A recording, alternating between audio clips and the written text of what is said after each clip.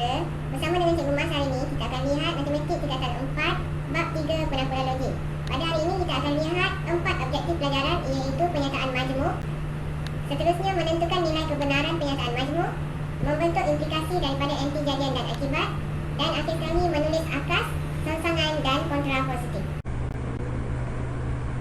Kita akan lihat dulu objektif pelajaran yang pertama, iaitu membentuk pernyataan majmuk dengan menggunakan dan atau. Sekarang kita lihat pernyataan yang pertama. P ialah faktor bagi 8. Q ialah faktor bagi 8. Di sini faktor bagi 8 adalah sama. Kita perlu menggabungkan dua pernyataan ini dengan menggunakan perkataan dan.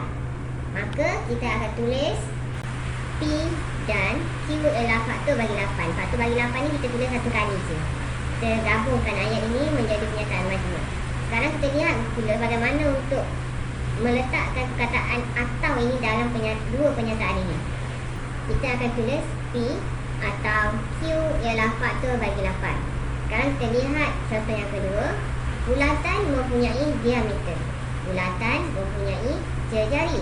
Maka untuk menggabungkan kedua-dua pernyataan ini dengan menggunakan atau, kita akan tulis sebagai bulatan mempunyai diameter dan jari. Untuk menggunakan perkataan atau, kita akan menulis bulatan mempunyai diameter atau jari. Ayat yang sama kita perlu tulis satu kali sahaja. Sekarang kita akan lihat pula kepada objektif yang kedua, iaitu menentukan nilai kebenaran pernyataan majmuk. Dilihat di sini, tanda right ini ialah benar, pernyataan yang benar. Pangkal ini ialah pernyataan palsu. Di sini kita perlu ingat ada dua penggunaan, iaitu dan atau. Kita lihat dulu dan. Jika pernyataan benar, maka jawapan kita akan menjadi benar. Jika pernyataan palsu dan palsu, kita akan mendapat palsu. Benar dan palsu, kita akan mendapat palsu. Palsu dan benar, kita akan mendapat jawapan palsu. Bagaimana dan? Semestinya benar akan dapat jawapan benar. Selain daripada itu, kita akan mendapat jawapan salah. Jika salah satu sahaja yang benar, kita akan mendapat jawapan yang salah.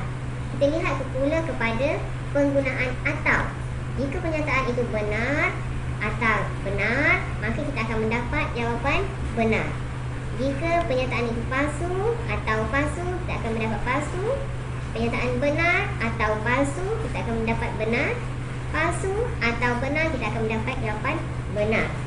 Kita lihat di sini, jika kita menggunakan atau, jika salah satu benar, maka kita akan dapat jawapan benar. Hanya pernyataan yang salah ataupun pernyataan palsu, kita akan mendapat jawapan palsu. Okay.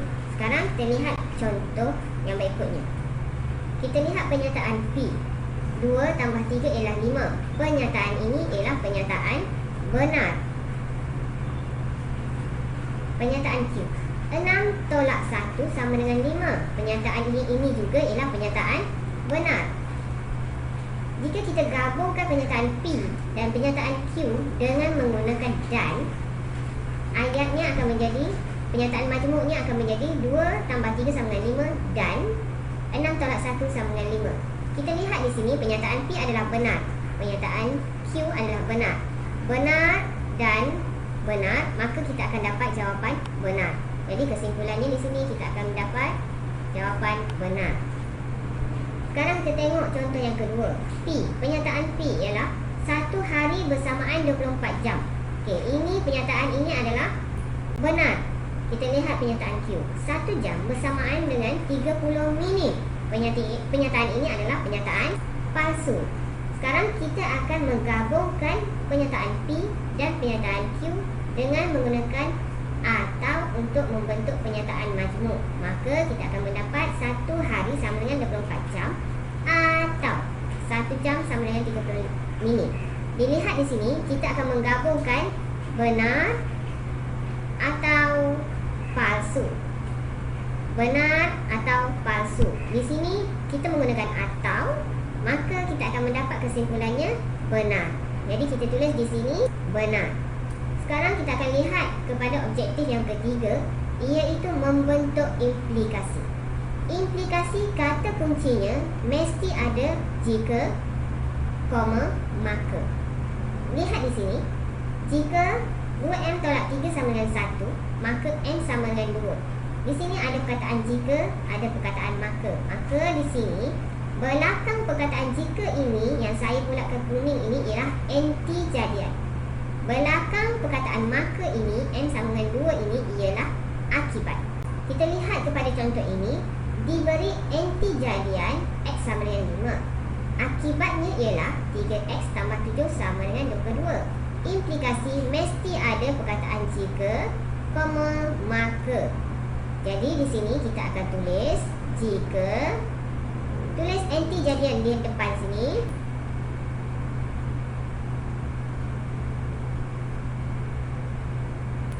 Jadi implikasi bagi anti jadian dan akibat ini ialah jika X sama dengan 5, maka 3X tambah 7 sama dengan 22. Bagi contoh P, anti jadiannya ialah A kuasa 2 sama dengan B. Akibatnya ialah punca kuasa 2B sama dengan A. Untuk membentuk implikasi, kita akan tulis jika A kuasa 2 sama dengan B, maka punca kuasa 2B sama dengan A. Ingat, di depan ini kita mesti tulis anti jadian, di belakang maka ini kita mesti tulis akibat. Sekarang, kita akan lihat pernyataan dalam bentuk jika dan hanya jika. Okey, kita akan membentuk pernyataan yang mengandungi perkataan jika dan hanya jika. Diberi dua implikasi. Implikasi yang pertama di sini, jika A tambah B sama dengan 180 darjah, maka A dan B ialah sudut penggenap. Implikasi yang kedua, jika A dan B ialah sudut penggenap, maka A tambah B sama dengan 180 darjah. Jika lihat di sini, ayat ini A tambah B sama dengan 180, A tambah B sama dengan 180. Ini hanya tukar kedudukan. Dia tukar dari depan ke belakang, belakang ke depan. Sama juga macam ini. A dan B ialah sudut penggenap, A dan B ialah sudut penggenap. Dia hanya tukar kedudukan. Yang ini di depan, yang ini di belakang. Yang ini di belakang ditukar ke depan. Jadi, untuk kita gunakan perkataan jika dan hanya jika ini, kita hanya perlu tulis A tambah B sama dengan 180 darjah. Jika dan hanya jika A dan B ialah sudut penggenap. Kita tengok implikasi pertama tadi. Dia ada jika, dia ada A tambah B 180 darjah. Jika ni kita tak perlu tengok, maka ni kita tak perlu tengok. Kita hanya tulis yang ini di depan. Kemudian kita tulis jika hanya jika. Yang belakang sini kita tulis di belakang jika dan hanya jika ni. Caranya begitu sahaja.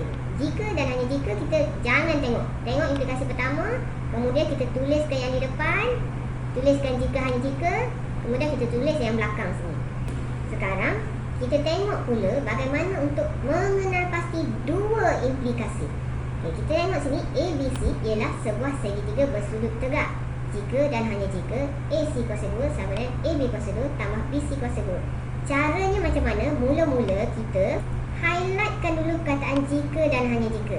Selepas tu, kita akan nampak di depan kepada ayat jika dan hanya jika ni tadi ialah ABC sehingga tegak. Kita letakkan bracket. Kemudian belakang dia kita akan nampak AC kuasa 2, BC kuasa 2. Jadi caranya ialah implikasi mesti ada perkataan jika, maka. Jadi di sini kita akan tulis jika. Yang di depan ini kita tulis belakang jika. ABC ialah sebuah segitiga bersudut tegak, mesti ada koma. Kemudian kita tulis lagi maka. Yang di belakang jika dan hanya jika ni tadi kita tuliskan di belakang maka. Untuk implikasi yang kedua pula kita hanya terbalikkan. Yang belakang ni kita tulis di depan.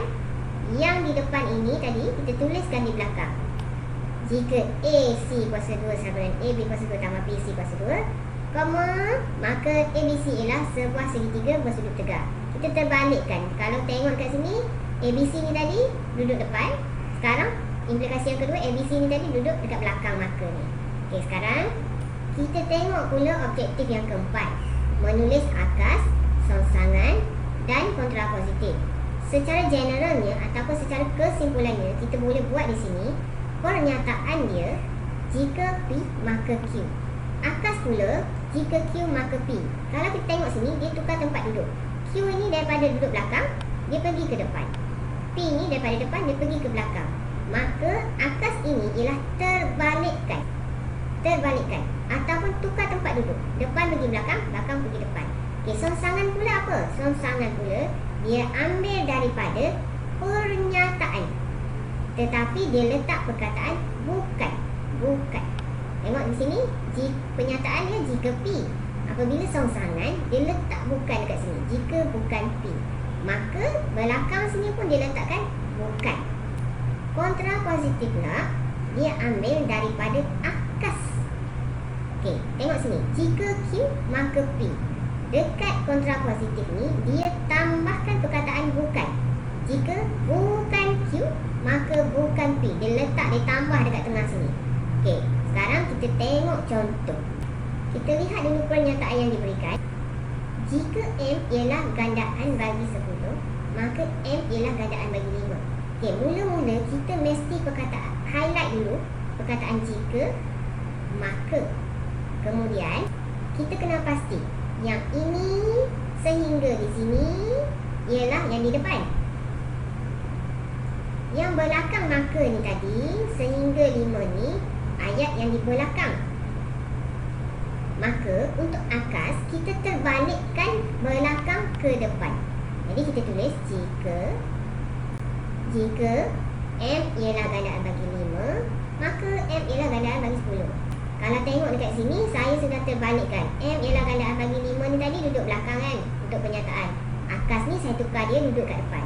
Okay, yang ini sama juga. Pernyataan tadi duduk di depan, maka sekarang akas saya tulis di belakang. Okay, sekarang kita tengok pula pada songsangan. Songsangan kita ambil daripada pernyataan, kemudian kita letakkan perkataan bukan. Jadi kita akan tulis jika M bukan gandaan bagi 10, maka M bukan gandaan bagi 5. Kita hanya letakkan bukan daripada pernyataan ni tadi. Sekarang kita akan tengok pula kontrapositif. Kontrapositif kita akan ambil daripada akas. Lepas tu kita letak bukan. Jadi kita akan tulis jika M bukan gandaan bagi 5, maka M bukan gandaan bagi 10.